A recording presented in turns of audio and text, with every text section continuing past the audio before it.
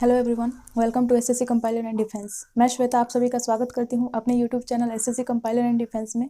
आज हम लोग यहां पे डिस्कस करने वाले हैं आर्मी जीडी एंड टीरियन के प्रैक्टिस सेट 4 को। इससे पहले मैंने आप सभी को ऑलरेडी 1, 2 एंड 3 प्रैक्टिस सेट मैंने आप सभी को प्रोवाइड करा दिया है। मैं उसका लिंक आप सभी को डिस्क्रिप्शन में दे दूँगी, वहाँ से आप लोग जाके उस वीडियो को देख लीजिएगा जिन्होंने अभी तक नहीं देखा है। ओके गाइस, तो अभी हम लोग शुरू करने वाले हैं प्रैक्टिस सेट 4। इससे पहले अभी तक जिन्होंने मेरे वीडियो को लाइक नहीं किया है वो लाइक कर दे और ज़्यादा से ज़्यादा यहाँ पे आप लोग वीडियो को शेयर कीजिए ताकि और भी बच्चे यहाँ पे जुड़ सके और हम लोग यहाँ पे एंजॉय कर सके वीडियो को। साथ में आप लोग जिन्होंने अभी तक मेरे चैनल को सब्सक्राइब नहीं किया है वो सब्सक्राइब करें और मेरे टेलीग्राम चैनल जिसका नाम है एसएससी कंपाइलर एंड डिफेंस, उसको डेली विजिट करते रहें क्योंकि वहाँ पे जो भी न्यू अपडेट होती है आप सभी को मिलती रहती है।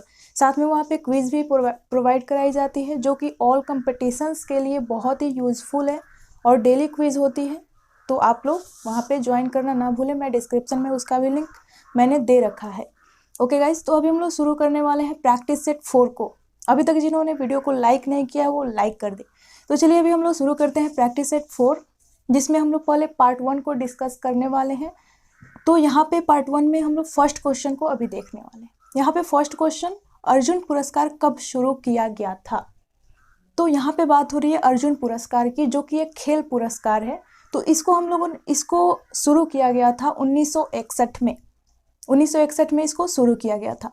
अगर हम लोग बात करें कि खेल पुरस्कार में जो सबसे प्रथम स्थान पे कौन सा पुरस्कार आता है तो वो हो जाएगा राजीव गांधी खेल रत्न पुरस्कार। ओके गाइस, यहाँ पे जो नेक्स्ट क्वेश्चन है हमारा सेकंड नंबर, यहाँ पे बात हो रही है भारत में केंद्र शासित प्रदेशों की कुल संख्या है। तो केंद्र शासित प्रदेशों की कुल संख्या अभी 8 हो गई है, पहले 9 थी। ओके, पहले सबसे पहले अगर बात करें हम लोग देखें तो पहले 7 थी, लेकिन बाद में जैसे ही ये जम्मू कश्मीर से 370 धारा को हटाया गया, उसके बाद वहाँ से जम्मू कश्मीर को तोड़ के 2 केंद्र शासित प्रदेशों में उसको डिवाइड कर दिया गया, जम्मू और कश्मीर और लद्दाख। तो यहाँ पे अभी उस टाइम तो 9 था, लेकिन फिर उसमें दादर और नागर हवेली और दमन और दीव, इन दोनों को मिला के एक केंद्र शासित प्रदेश बना दिया गया। इससे अभी क्या हो गई है, अभी 8 हो गई है केंद्र शासित प्रदेशों की संख्या। तो यहाँ पे 28 राज्य और 8 केंद्र शासित प्रदेश हमारे देश में अभी रह गए हैं। नेक्स्ट क्वेश्चन जो है उसमें बोला जा रहा है भारतीय संविधान के निर्माता कौन है? तो यहाँ पे हो जाएगा डॉक्टर भीमराव अंबेडकर। डॉक्टर भीमराव अंबेडकर जो है वे भारतीय संविधान के निर्माता उन्हें ही बोला जाता है, जो कि प्रारूप समिति के अध्यक्ष भी थे।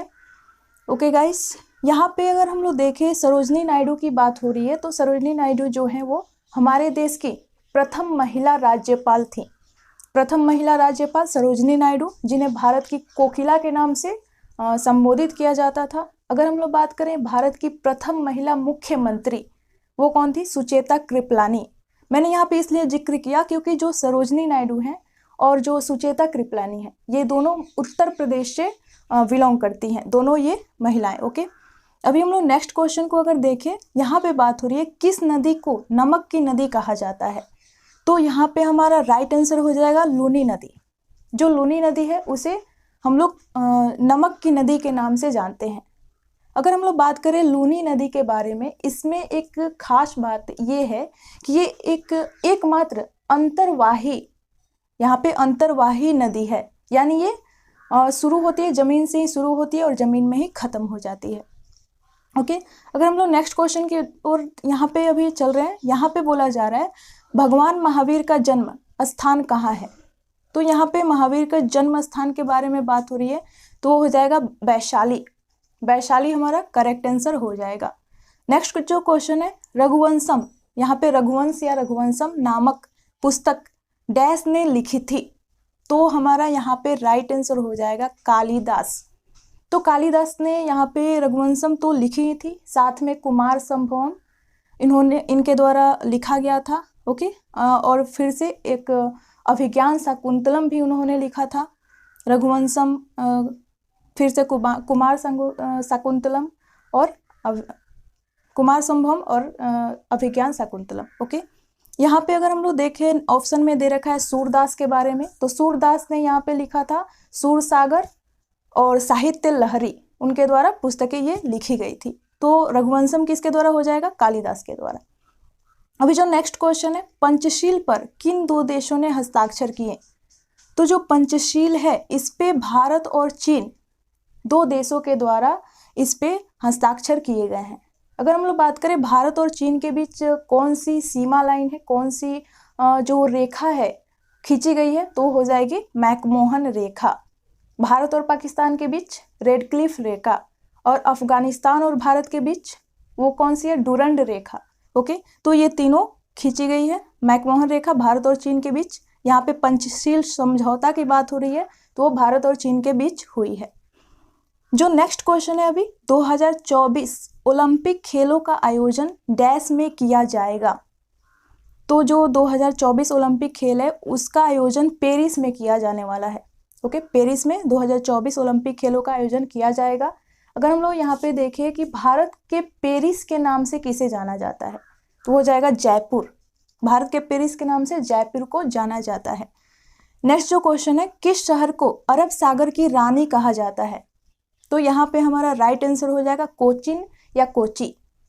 ओके, कोचिन जो है उसे हम लोग अरब सागर की रानी के नाम से जानते हैं। अगर हम लोग बात करें दक्षिण की रानी, दक्षिण की रानी किसे बोला जाता है, तो वहाँ पे हमारा आंसर होगा पुणे। जो पुणे है उसे हम लोग दक्षिण की रानी के नाम से जानते हैं। यहीं पे अगर हम लोग बेंगलोर की बात करें तो उसे हम लोग क्या बोलते हैं? सिलिकॉन वैली ऑफ इंडिया, या भारत के बगीचों का नगर। भारत के बगीचों के राज्य के नाम से भी इसे जाना जाता है बेंगलोर को, और सिलिकॉन सिटी के नाम से भी जाना जाता है बेंगलोर को। ओके, तो ये हमारे अभी 9 क्वेश्चन है। अभी हम लोग चलते हैं नेक्स्ट क्वेश्चन की ओर। यहाँ पे हम अगर नेक्स्ट क्वेश्चन को देखें, हुमायूं का मकबरा कहाँ है? तो ये हमारा राइट आंसर हो जाएगा दिल्ली। हुमायूं का मकबरा दिल्ली में है। अगर हम लोग बात करें हुमायूं नामा की रचना किसके द्वारा की गई थी, तो हो जाएगा गुलबदन बेगम। गुलबदन बेगम ने हुमायूं नामा की रचना की थी, और हुमायूं का मकबरा दिल्ली में स्थित है। अगर हम लोग यहाँ पे नेक्स्ट क्वेश्चन की ओर यहाँ पे देखें इसको, निम्न में से किस भारतीय नागरिक को नोबेल शांति पुरस्कार 2014 से सम्मानित किया गया? तो हमारा राइट आंसर हो जाएगा कैलाश सत्यार्थी। जो कैलाश सत्यार्थी हैं उन्हें नोबेल शांति पुरस्कार 2014 से सम्मानित किया गया है। और यहाँ पे नोबेल शांति पुरस्कार, इसकी जो स्थापना है वो की गई थी अल्फ्रेड नोबेल के द्वारा। अल्फ्रेड नोबेल ने नोबेल शांति पुरस्कार इसको उन्हीं के नाम पे इसको चलाया गया। हजरत बल दरगाह, यहाँ पे नेक्स्ट क्वेश्चन, हजरत बल दरगाह डैश में स्थित है? तो ये हो जाएगा राइट आंसर श्रीनगर। श्रीनगर में ये सिचुएटेड है हजरत बल दरगाह। और श्रीनगर को हम लोग झीलों के नगर के नाम से जानते हैं। झीलों के नगर के नाम से श्रीनगर को जाना जाता है। नेक्स्ट क्वेश्चन, निम्न में से कौन सा देश का सर्वोच्च खेल पुरस्कार है? तो ये हो जाएगा राजीव गांधी खेल रत्न पुरस्कार। जो राजीव गांधी खेल रत्न पुरस्कार है उसे देश का सर्वोच्च खेल पुरस्कार बोला जाता है। यहाँ पे बोला जा रहा है भारत का राष्ट्रीय पशु कौन सा है? तो ये हो जाएगा बाघ। यहाँ पे अगर पूछा जाए कि बाघ का जो है वो वैज्ञानिक नाम क्या होता है, तो हो जाएगा पैंथरा टाइग्रिस। ये जो है ये बाघ का वैज्ञानिक नाम होता है। ओके गाइस, यहाँ पे अगर हम लोग नेक्स्ट क्वेश्चन को देखें, यहाँ पे बात हो रही है साइना नेहवाल किस खेल से संबंधित है? तो राइट आंसर हो जाएगा बैडमिंटन है वो जो है वो साइना नेहवाल जो है वो बैडमिंटन से संबंधित है। अब हमारा जो है नेक्स्ट पार्ट आता है भाग 2, जो कि सामान्य विज्ञान है। ये था हमारा भाग 1 यानी पार्ट 1, वो था सामान्य ज्ञान, यह है सामान्य विज्ञान। तो आप सभी को मैं बता दूं, आप लोग मेरी जितनी भी वीडियो आ रही है ये प्रैक्टिस सेट की, आप लोग उसको हमेशा देखा करें, क्योंकि आप सभी को पता है कि ये बहुत ही इंपॉर्टेंट है। और इससे सीधे क्वेश्चन उठ के आर्मी जीडीएन टीडीएन की जितनी भी एग्ज़ाम्स होती हैं वो वहाँ पे आ जाती हैं। आप लोगों ने अभी जो 2020 में जो एग्ज़ाम्स हुई थी आर्मी जीडीएन टीडीएन की, आप सभी ने वहाँ पे देखा, मैंने वहाँ पे 3 सेट एग्ज़ाम तक कराए हुए थे, उसमें से बहुत सारे क्वेश्चंस उसमें लड़े थे। तो आप सभी को पता ही है कि ये बहुत ही इम्पॉर्टेंट है आपके एग्ज़ाम के लिए। तो आप लोग इस वीडियो को लास्ट तक देखें और इसको बीच में से यहाँ पे छोड़े नहीं। तो अभी हम लोग चलते हैं भाग 2 की तरफ, सामान्य विज्ञान जो है। तो यहाँ पे बोला जा रहा है बैटरी में कौन सी ऊर्जा का भंडारण किया जाता है। तो हमारा राइट आंसर हो जाएगा रासायनिक।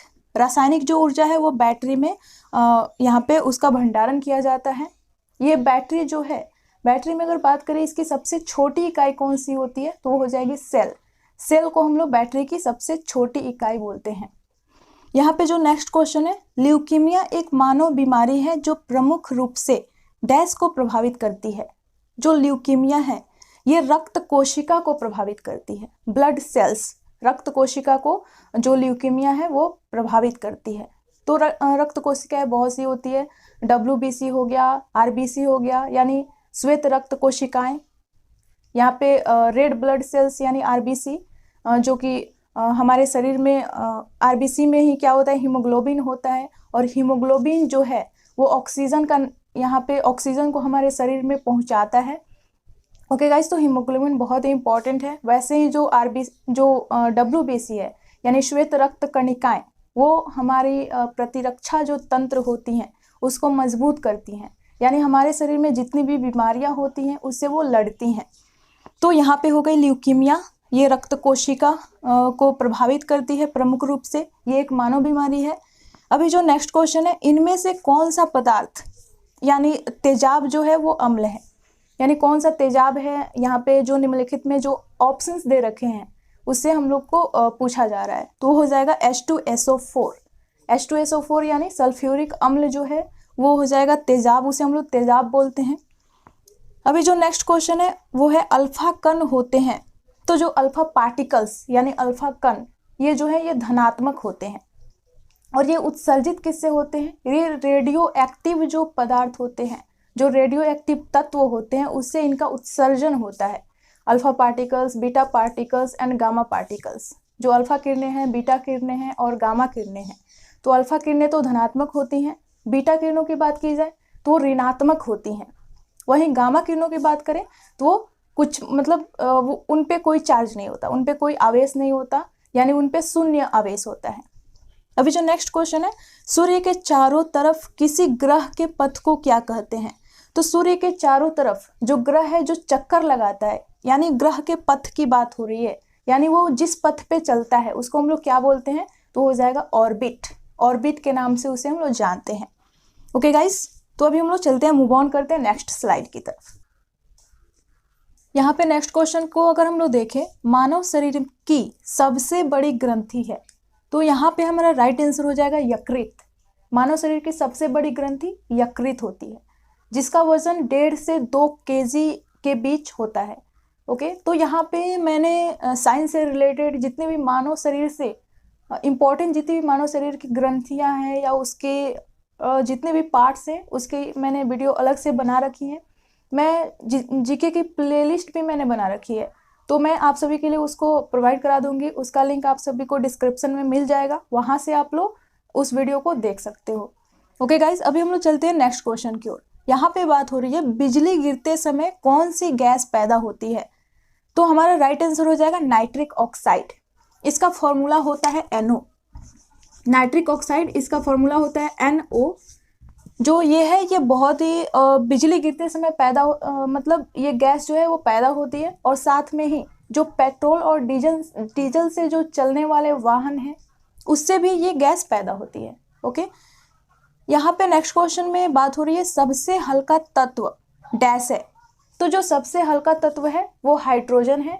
इसकी खोज जो है वो हेनरिक कैवेंडिश के द्वारा की गई थी। ओके, हाइड्रोजन इसके 3 समस्थानिक होते हैं। पहला जो है वो प्रोटियम, पहला समस्थानिक की अगर हम लोग बात करें तो वो हो जाएगा प्रोटियम। दूसरा होता है ड्यूटेरियम। ओके, तीसरा हो जाएगा हमारा ट्राइटियम। यहाँ पे ट्राइटियम जो है वो इसका 3rd समस्थानिक है। तो ये 3 समस्थानिक होते हैं। ड्यूटेरियम जो है इसका फॉर्मूला होता है D2O, और इसे हम लोग भारी जल के नाम से भी जानते हैं। ओके, यहाँ पे नेक्स्ट क्वेश्चन की ओर हम लोग मूव ऑन करते हैं। 1 किलो कैलोरी में कितनी कैलोरी होती है? तो राइट आंसर हो जाएगा 1000 कैलोरी। जो नेक्स्ट क्वेश्चन है, निम्न में से कौन सा रोग दूषित भोजन से होता है? तो यहाँ पे दूषित भोजन से जो होने वाली जो रोग है वो है टाइफाइड। जो टाइफाइड है ये दूषित भोजन करने से हो जाती है। वहीं पे अगर इबोला की बात करें तो वो वायरस से होने वाली रोग है। इबोला वायरस से इबोला रोग वहाँ पे होता है। नेक्स्ट जो क्वेश्चन है, एक मछली श्वसन के लिए डैश का उपयोग करती है?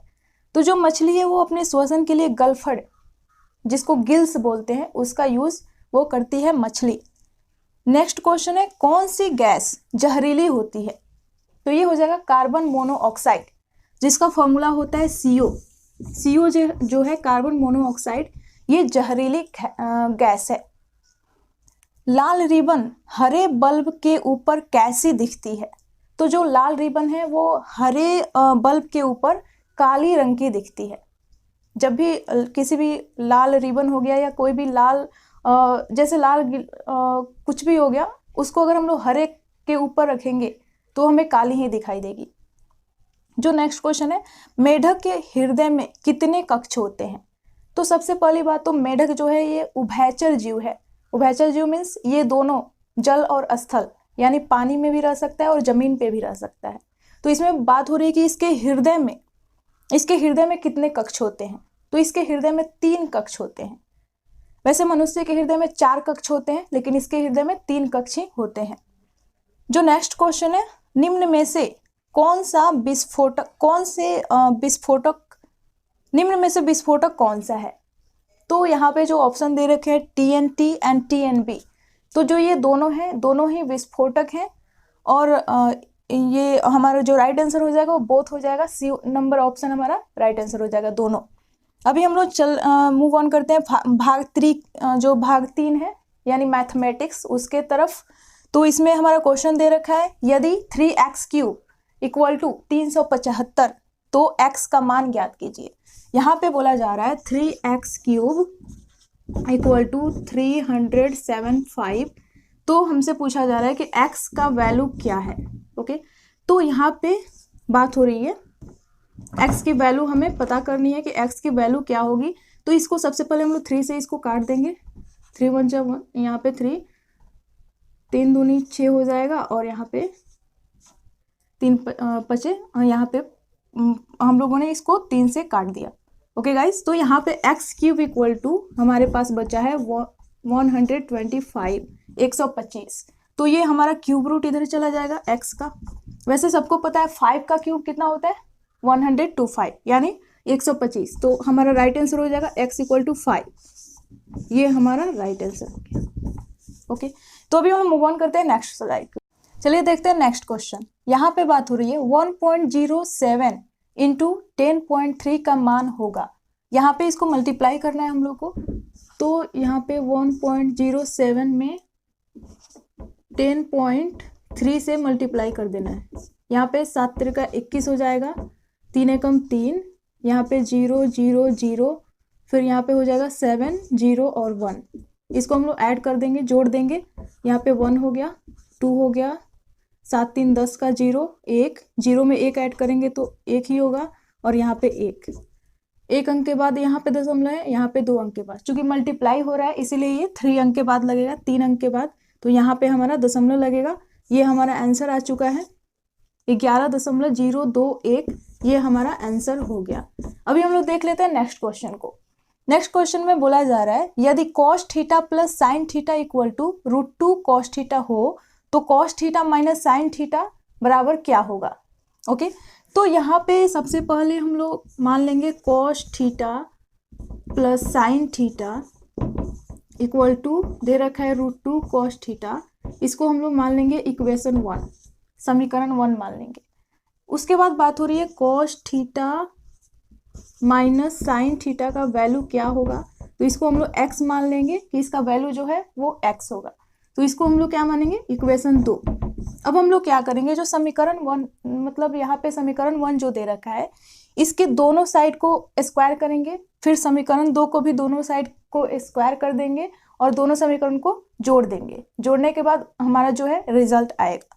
ओके, तो यहाँ पे जो इसके इस साइड दे रखा है इसका स्क्वायर करेंगे, फिर इस साइड वाले का भी स्क्वायर करेंगे, इसमें भी वही काम हो रहा है, इसको भी स्क्वायर करेंगे और इसको भी स्क्वायर करेंगे। अब इन दोनों समीकरण को हम लोग को ऐड करना है। ओके, यहाँ पे 1 + 2 करना है, तो ये हो गया cos theta plus sign theta का होल स्क्वायर प्लस ये, चूंकि ये साइड है तो ये दोनों एक साइड ऐड होगा और ये इक्वल टू यानी बराबर के साइड वाले, जो बराबर के इधर वाला साइड है वो इस साइड में अपना ऐड होगा। उसके बाद यहाँ पे दे रखा है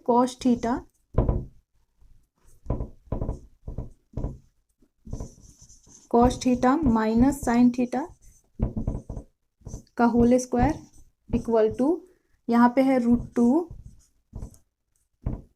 cos थीटा का whole square plus x square. Okay, तो यहाँ पे हम लोग एक फॉर्मूला पढ़े अलजेब्रा में, बीजगणित में हम लोग को एक फॉर्मूला पढ़ना होता है। यहाँ पे a + b का whole square plus a - b का होल स्क्वायर, इसके बराबर क्या होता है, इसके बराबर हो जाता है 2 × a² प्लस b²। ये जो है हमारा फॉर्मूला है। अगर हम लोग यहाँ पे cos थीटा को a मान ले और साइन थीटा को b मान ले, वैसे यहाँ भी हो जाएगा, तो यहाँ पे a + b plus a - b, मतलब ऐसा कुछ कंडीशन बन रहा है। तो हमारा जो है वो फॉर्मूला के अकॉर्डिंग ही इसको हम लोग लिखेंगे यहाँ पे। अब यहाँ पे क्या हो जाएगा, ये हो जाएगा 2 × cos² theta plus sin² theta. Okay, ये किसके बराबर हो जाएगा, ये हो जाएगा यहाँ पे, अगर हम लोग ये √2 cos थीटा का स्क्वायर करेंगे तो √2 का स्क्वायर क्या हो जाएगा, 2 हो जाएगा, और cos थीटा का स्क्वायर cos² थीटा, और यहाँ पे x² दे रखा है। अब यहाँ से हम लोग को निकालना है, तो cos² theta plus sin² theta का वैल्यू क्या होता है, 1 होता है, तो यहाँ पे 2 आ गया। इधर से ये 2 cos² थीटा इधर आएगा, माइनस में 2 cos² थीटा प्लस यहाँ पे हो जाएगा हमारा इक्वल टू x²। ओके, अब यहाँ पे हम लोग 2 को कॉमन कर लेंगे, 1 - cos² theta equal to x²। यहाँ पे आ गया, तो 1 - cos² थीटा इक्वल टू क्या होता है, sin² थीटा होता है, sin² थीटा, यहाँ पे 2 sin² theta equal to x²। Okay, यहाँ पे जो कि 2 दे रखा था और 1 - cos² theta equal to sin² theta होता है। अब ये जो स्क्वायर है ये इधर आके रूट बन जाएगा, root under sin², 2 sin² theta.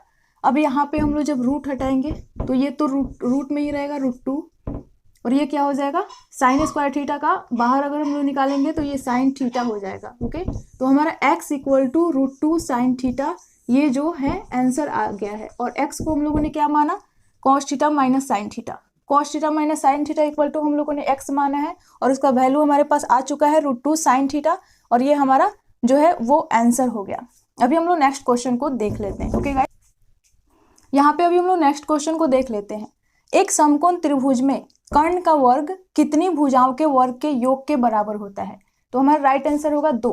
क्योंकि ये पाइथागोरस प्रमेय है, पाइथागोरस के प्रमेय की बात हो रही है, और पाइथागोरस प्रमेय में यहाँ पे हम लोग लिखे कर्ण का जो स्क्वायर है वो बराबर होता है लंब के स्क्वायर प्लस आधार के स्क्वायर के बराबर होता है। तो ये यहाँ पे जो बात हो रही है कि कितनी भुजाओं के वर्गों के योग के बराबर होता है, तो ये 2 भुजाओं के वर्गों के योग के बराबर होता है। जो नेक्स्ट हमारा क्वेश्चन है, न्यून कोण कितनी डिग्री का होता है, तो ये जो है वो 90 डिग्री से कम होता है और 0 डिग्री से ज़्यादा होता है। यानी जो न्यून कोण होता है, अगर न्यून कोण को हम लोग x से इसको रिप्रेजेंट करें, x मान ले, तो जो न्यून कोण होता है वो 0 से बड़ा और 90 डिग्री से कम, यानी 0 डिग्री से लेके 90 डिग्री के बीच के कोण को हम लोग क्या बोलते हैं, न्यून कोण बोलते हैं। तो ये हमारा आंसर हो जाएगा यहाँ पे लेस देन 90 डिग्री, यानी 90 डिग्री से कम को हम लोग न्यून कोण बोलते हैं। जो हमारा नेक्स्ट क्वेश्चन है, एक घन का संपूर्ण पृष्ठीय क्षेत्रफल क्या है, तो जो घन है उसका अगर हम लोग बात करें संपूर्ण पृष्ठीय क्षेत्रफल, टोटल सरफेस एरिया, वो होता है 6a², 6 गुना भुजा स्क्वायर।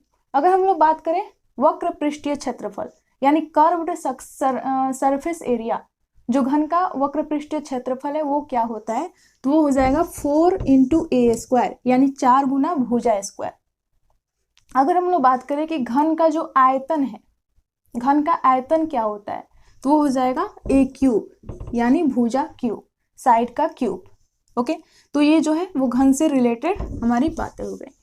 अभी जो नेक्स्ट जो क्वेश्चन है हमारा, यहाँ पे बोला जा रहा है एक अर्धवृत्त का क्षेत्रफल 308 वर्ग मीटर है, यानी 308 मीटर स्क्वायर है, तो वृत्त की त्रिज्या ज्ञात करें। वृत्त का त्रिज्या क्या होगा, तो यहाँ पे हम लोग देख लेते हैं कि उस जो हमारे पास वृत्त की बात हो रही है उसकी त्रिज्या क्या होगी। अभी तो यहाँ पे बोला जा रहा है कि जो अर्धवृत्त है उसका क्षेत्रफल, तो अर्धवृत्त का क्षेत्रफल क्या होता है, पाई आर स्क्वायर बाई 2, और ये किसके बराबर दे रखा है, 308 मीटर स्क्वायर, यानी वर्ग मीटर के।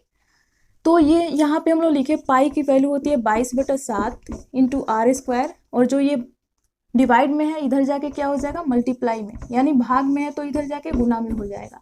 अब यहाँ से हम लोग काट देंगे, 2 से ये 11 बार में कटा, 11 से इसको हम लोग काटेंगे, 11 दूना 22, 8, 11 अठे 88। ओके, यहाँ पे आर स्क्वायर तो है ही, ये भाग में है तो इधर जाके गुना में, मल्टीप्लाई में।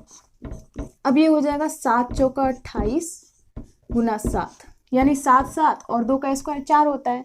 तो अगर हम लोग इसको रूट में भेजेंगे यहाँ पे, तो ये 7 इंटू 7 और ये हो जाएगा 2 इंटू 2, तो हमारे पास वैल्यू आ जाएगी, इसके बदले 1 7 निकलेगा और इसके बदले 1 2 निकलेगा, यानी 7 दूनी 14, तो 14 मीटर जो है वो हमारी वैल्यू आ गई। यानी रेडियस अगर हम लोग बात करें तो कितनी आ गई, 14 मीटर। तो ये हमारा राइट आंसर हो गया।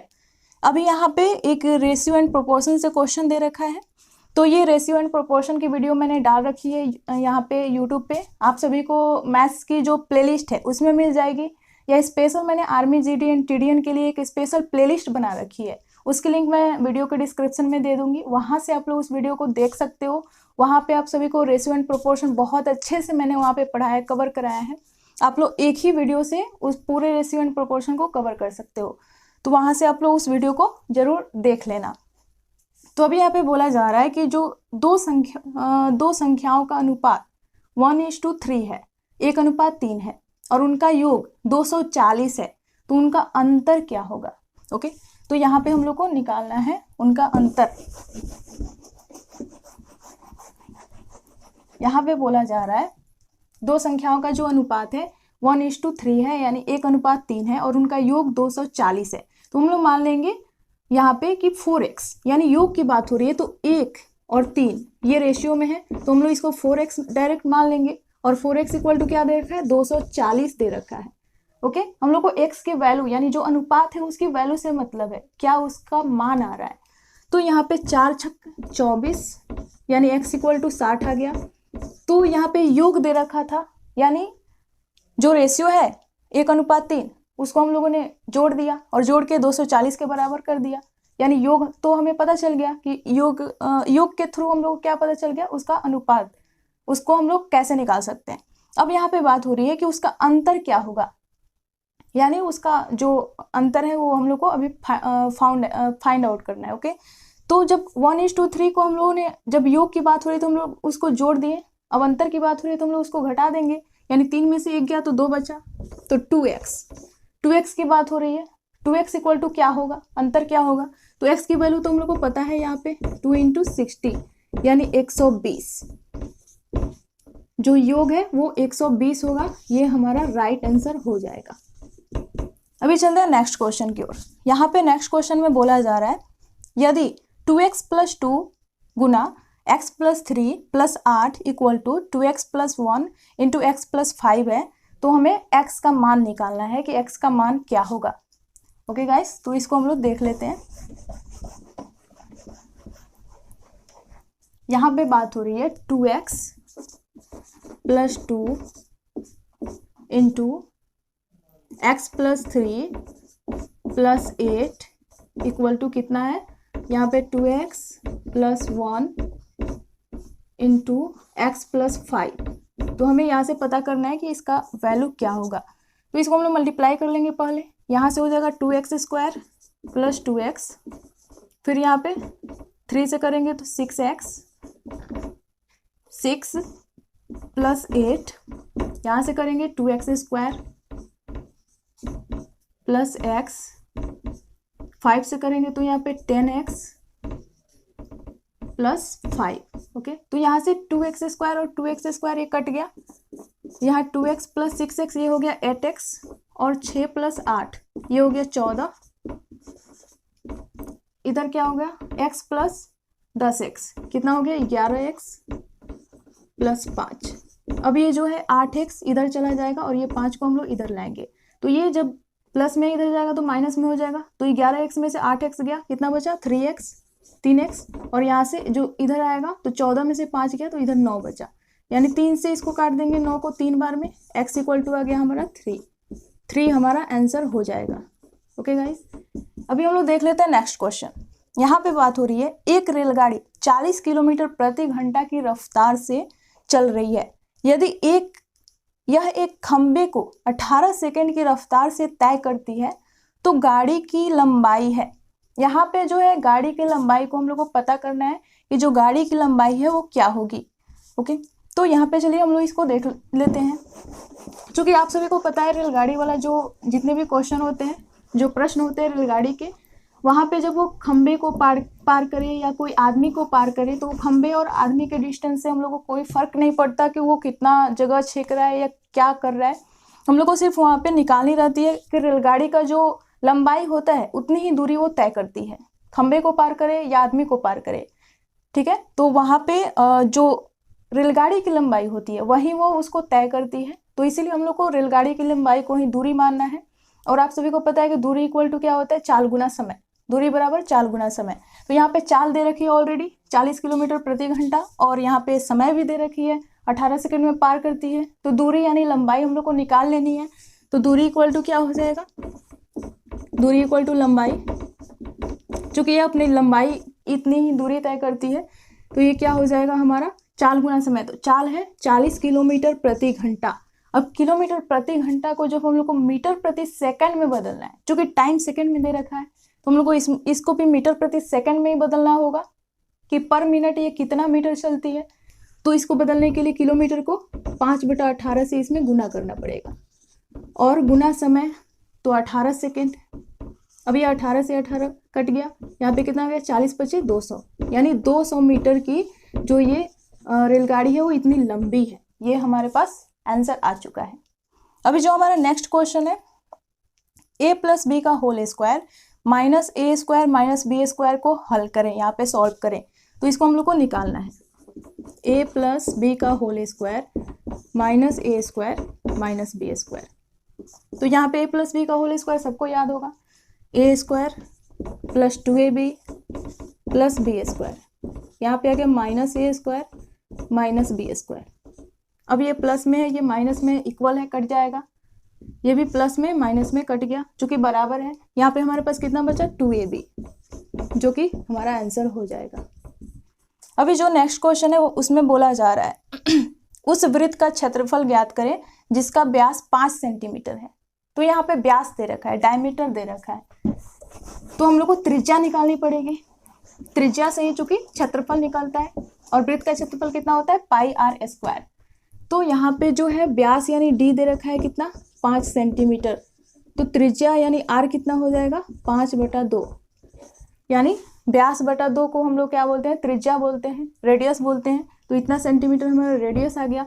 अब बोला जा रहा है कि उस वृत्त का क्षेत्रफल निकालना है, कि उसका क्षेत्रफल क्या होगा। तो वृत्त का क्षेत्रफल क्या होता है πr², पाई 22/7, r² का वैल्यू क्या हो जाएगा 5/2 गुना 5/2। अब यहाँ से 2 से ये कट जाएगा 11 बार में, इसको हम लोग मल्टीप्लाई कर लेंगे। 5 गुना 5 कितना होता है 25, और 25 से 11 में मल्टीप्लाई करेंगे, 25 से कम 25। ओके, यहाँ पे हमारे पास 2 बचा हुआ है, 25 से कम 25 2 27, 275/7 दूनी 14। अब इसको हम लोग डिवाइड कर लेंगे 14 से 275 में, तो 14 दूनी 28, तो इसमें नहीं, तो 14 एकम 14, यहाँ से कितना बचा 14 6 20 यानी 7 6 13 135, 14 9 126। उसके बाद यहाँ से बचा है हमारे पास 13, तो यहाँ पे दशमलव लगेगा।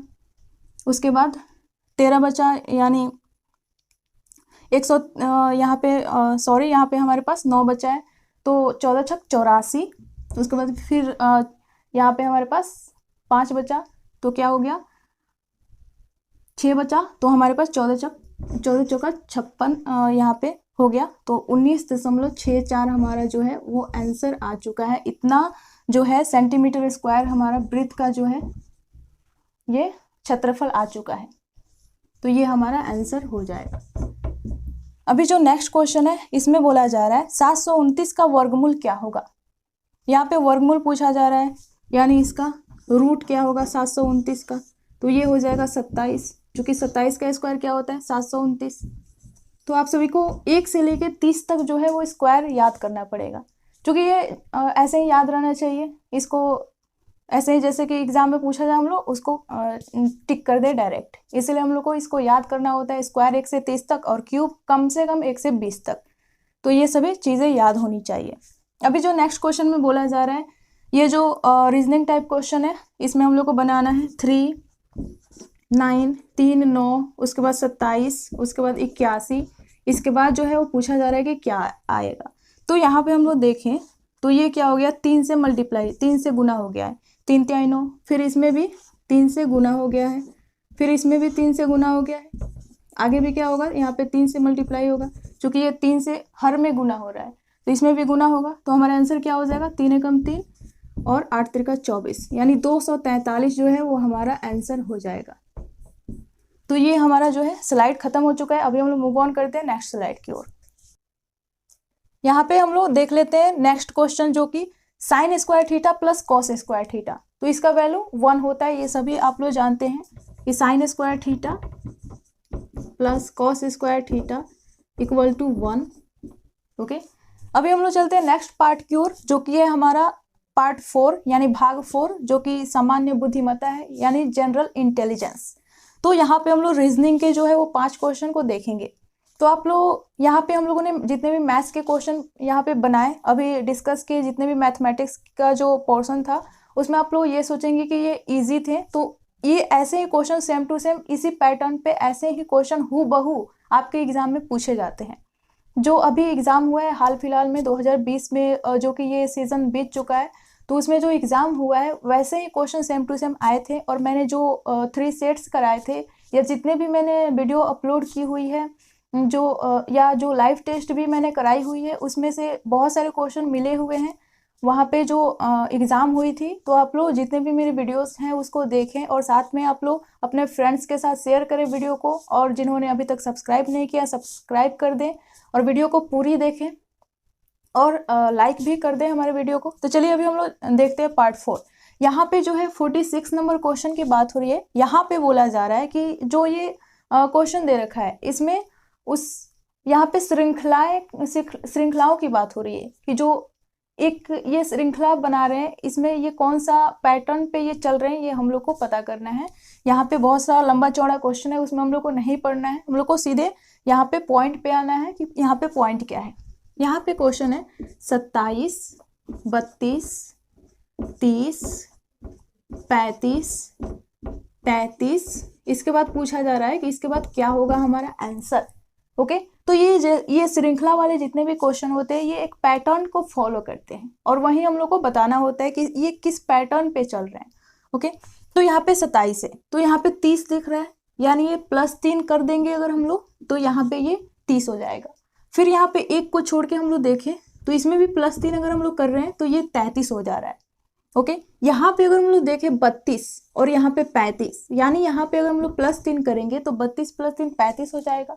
फिर अगर हम लोग आगे बढ़े ऐसे ही, तो अगर हम लोग 35 में +3 करते हैं तो हमारा आंसर क्या हो जाएगा, हमारा आंसर जो है वो यहाँ पे 38 यानी 38 जो है हमारा आंसर हो जाएगा, और ये हमारा राइट आंसर होगा। ओके, तो वाट के जगह पे क्या होगा 38 हमारा आंसर हो जाएगा। अभी हम लोग नेक्स्ट क्वेश्चन को देख लेते हैं। नेक्स्ट जो क्वेश्चन है इसमें तुलना की गई है। यहाँ पे जो ऑप्शंस दे रखे हैं इसमें से जो 3 जो हमारे पास ऑप्शंस दे रखे हैं उसमें से हम लोग को बताना है कि कौन सा यहाँ पे संबंध जो है वो सही है। यहाँ पे संबंधों को दर्शाना है। तो यहाँ पे बोला जा रहा है कि घड़ी जो है वो समय को मतलब यहाँ पे बताता है, घड़ी जो है वो समय को बताता है। तो वैसे ही अगर हम लोग अखबार को लें तो अखबार किसको बताएगा? अखबार जो है वो समाचार ही देता है। अखबार जो है वो समाचार ही हमें प्रोवाइड कराता है, समाचार को देता है। तो ये हमारा राइट आंसर हो जाएगा समाचार। समाचार जो है वो हमारा राइट आंसर हो जाएगा। ओके गाइस, तो अभी हम लोग नेक्स्ट क्वेश्चन को देख लेते हैं। यहाँ पे जो नेक्स्ट क्वेश्चन है 48 नंबर, यहाँ पे बोला जा रहा है कि जो म्यूजिकल है, यहाँ पे MUSICAL, इसको म्यूजिकल को MUSICAL, इसको अगर हम लोग लिखते हैं KWQKACJ, ओके। अगर हम लोग म्यूजिकल को ऐसे लिखते हैं तो स्प्रिंकल को यहाँ पे SPRINKLE, स्प्रिंकल को हम लोग कैसे लिख सकते हैं? तो ये जो क्वेश्चन है इसमें हम लोग को देखना होता है कि किस यहाँ पे जो अल्फाबेटिकल जो यहाँ पे नंबर होता है, इसका नंबरिंग कोडिंग, इसको हम लोग कोडिंग डिकोडिंग यहाँ पे इसका नाम दिया जाता है कोडिंग डिकोडिंग, जो कि रीजनिंग का चैप्टर है। यहाँ पे वीडियो उसकी है, मतलब रीजनिंग की प्लेलिस्ट बनी हुई है, वहाँ से आप लोग जाके देख सकते हो। तो यहाँ पे जो है M, हम लोग देखेंगे कि ये किस पैटर्न को फॉलो कर रहे हैं। यहाँ पे हम लोग को स्पेशली देखना होता है कि ये कैसे चल रहे हैं, वैसे हम लोग को इसका आंसर बनाना होगा और हमारा आंसर आ जाएगा। तो यहाँ पे M की कोडिंग क्या होगी? 13। U की कोडिंग क्या हो जाएगी? यहाँ पे 21 हो जाएगी। S की कोडिंग 19, I की 9, C की 3, A की 1, L की 12। अगर हम लोग इसकी बात करें तो K की क्या हो जाएगी? 11, W की क्या हो जाएगी? 23, Q की 17, K की 11, A की हो जाएगी 1 और C की 3, J की 10। अब हम लोग को देखना है, यहाँ पे 13 है M, तो यहाँ पे K कितना है? 11, यानी यहाँ पे क्या हो रहा है? -2, यानी जब हम लोग 13 में से 2 को घटा रहे हैं तो 11 आ रहा है। उसके बाद 21 है और यहाँ पे U 21 हो गया और W 23 हो गया, यानी 21 + 2 करेंगे। 21 में 2 अगर हम लोग जोड़ेंगे तो क्या आ रहा है? 23 आ रहा है। यहाँ पे पहले -2 हुआ, फिर +2 हुआ। फिर अगर हम लोग यहाँ पे S को देखें, S का 19 होता है और फिर Q का 17, फिर 19 में से 2 घटाएंगे तब यहाँ पे 17 आएगा, जो कि Q का होता है वैल्यू। ओके, तो यहाँ पे +2 -2 ऐसा कुछ चल रहा है रिलेशन, तो हम लोग इसमें भी वही लगाएंगे स्प्रिंकल में। तो सबसे पहले क्या हुआ है? सबसे पहले हमारे पास माइनस हुआ है, तो यहाँ पे S जो 19 है, 19 में से अगर हम लोग 2 करेंगे माइनस तो क्या आएगा हमारे पास? 17, तो 17 क्या होगा? Q। ओके, उसके बाद हम लोग क्या करेंगे? P है, P का वैल्यू क्या होता है? 16। उस यहाँ पे पहले माइनस हुआ है फिर प्लस, तो 16 + 2 18, 18 क्या होगा? यहाँ पे 18 जो है हमारे पास ये हो जाता है R की वैल्यू होती है Q, फिर R आ गया, फिर यहाँ पे R है, R का 18। यहाँ पे अभी हम लोगों ने क्या किया है? अभी हम लोगों ने इसमें ऐड किया है, तो फिर हम लोग माइनस करेंगे, तो 18 में से 2 गया 16, 16 क्या होता है? P। फिर हम लोगों ने अभी घटाया तो फिर प्लस, तो 9 + 2 11, 11 होता है K का। फिर हम लोग माइनस करेंगे तो 14 - 2, N का 14 होता है, तो 14 - 2 12, 12 किसका होगा? K का 11 होता है, तो K। उसके बाद 12 आ जाएगा हमारे पास यहाँ पे L आ जाएगा 12। फिर यहाँ पे माइनस किया तो फिर प्लस करेंगे, 11 2 कितना हो गया? 13, और 13 किसका होता है? M का। ओके, फिर अब हम लोग माइनस करेंगे, फिर यहाँ से 12 में से 2 गया 10, यानी J। फिर यहाँ पे प्लस होगा, 5 + 2 7, E का 5 होता है, +2 7, तो 7 होता है G का।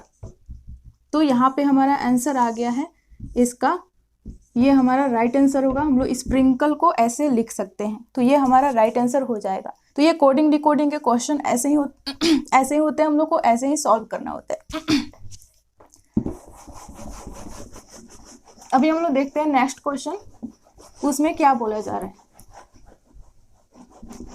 यहाँ पे बात हो रही है इन्वायरमेंट। यहाँ पे इन्वायरमेंट जो शब्द दे रखा है, इससे यहाँ पे ऑप्शन में 4 ऑप्शन दे रखे हैं, उसमें से हम लोग को चुनना है कि इन्वायरमेंट से कौन से शब्द नहीं बनाए जा सकते। जो यहाँ पे शब्द दे रखा है ENVIRONMENT, इन्वायरमेंट, इससे कौन सा शब्द नहीं बनाया जा सकता इन चारों ऑप्शंस में से? तो हम लोग सबसे पहले ए से शुरू करेंगे। जो ए हमारा शब्द दे रखा है, सबसे पहले तो यहाँ पे लिख लेते हैं इन्वायरमेंट, ENVIRONMENT।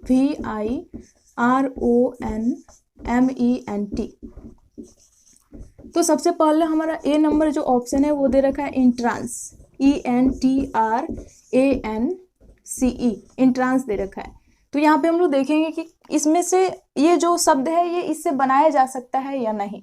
तो इसमें ई है तो ई ठीक है, एन भी है, एन भी ठीक है, यहाँ पे टी भी दे रखा है तो टी भी ठीक है, आर भी दे रखा है, ए यहाँ पे कहीं भी नहीं दे रखा, इसलिए ये जो शब्द है यही नहीं बनाया जा सकता। जो फर्स्ट ऑप्शन है वही हमारा राइट आंसर हो जाएगा। ओके गाइस, अभी हम लोग चलते हैं, मूव ऑन करते हैं नेक्स्ट क्वेश्चन की ओर। यहाँ पे जो नेक्स्ट क्वेश्चन है वो डिस्टेंस एंड डायरेक्शन से रिलेटेड है। ये दिशा और दूरी से संबंधित ये क्वेश्चन है, इसको हम लोग को अभी सॉल्व करना है। यहाँ पे बोला जा रहा है सोहन अपने घर से पश्चिम की ओर 15 किलोमीटर चला। तो सबसे पहले यहाँ पे डायरेक्शन हम लोग देख लेते हैं। यहाँ पे डायरेक्शन सबसे ऊपर उत्तर होता है यानी नॉर्थ, सबसे नीचे दक्षिण, इधर पूरब और इधर पश्चिम। तो यहाँ पे बात हो रही है कि जो सोहन है वो अपने घर से पश्चिम की ओर 15 किलोमीटर चला, यानी इस दिशा में चला है पश्चिम की ओर। वो भी कितना किलोमीटर चला है, यहाँ पे पश्चिम की ओर वो 15 किलोमीटर चला है। ओके, यहाँ पे हम लोग 15 किलोमीटर लिख देते हैं। वो भी ये चलना कहाँ से शुरू किया है, अपने घर से। अब बोला जा रहा है फिर बाएं मुड़कर 20 किलोमीटर चला, फिर वो बाएं मुड़ता है। बाएं यहाँ से हम लोग देख लेंगे, बाएं यानी वो 20 किलोमीटर बाएं मुड़कर चला है, 20 किलोमीटर यहाँ से वो बाएं मुड़कर चला। फिर बोला जा रहा है वह फिर से पूर्व में मुड़कर 25 किलोमीटर चला। अब ये पूर्व में मुड़ जाता है, पूर्व यानी इधर इस डायरेक्शन में मुड़कर वो 25 किलोमीटर चलता है। ओके, यहाँ पे 25 किलोमीटर वो चलता है पूर्व में मुड़कर। फिर यहाँ पे बोला जा रहा है चला और अंत में बाएं मुड़कर 20 किलोमीटर चला।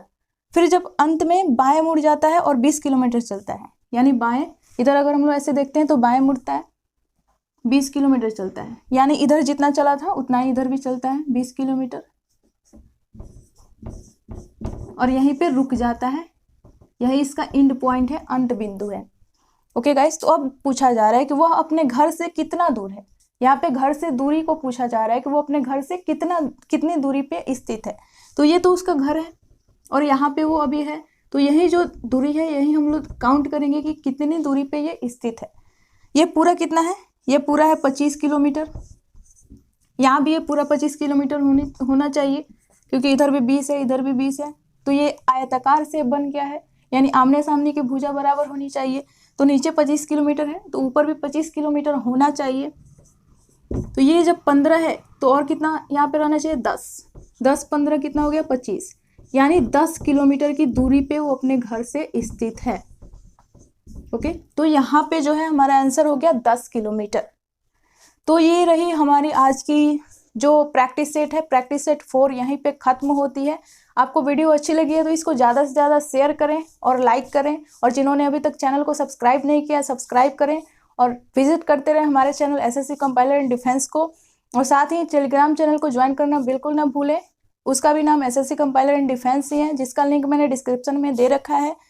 और आप लोग यहाँ पे ऐसे ही देखते रहें और हमारे वीडियो को ऐसे ही लाइक करते रहें, प्यार देते रहें। चलिए मिलते हैं नेक्स्ट वीडियो में, तब तक के लिए bye bye and take care.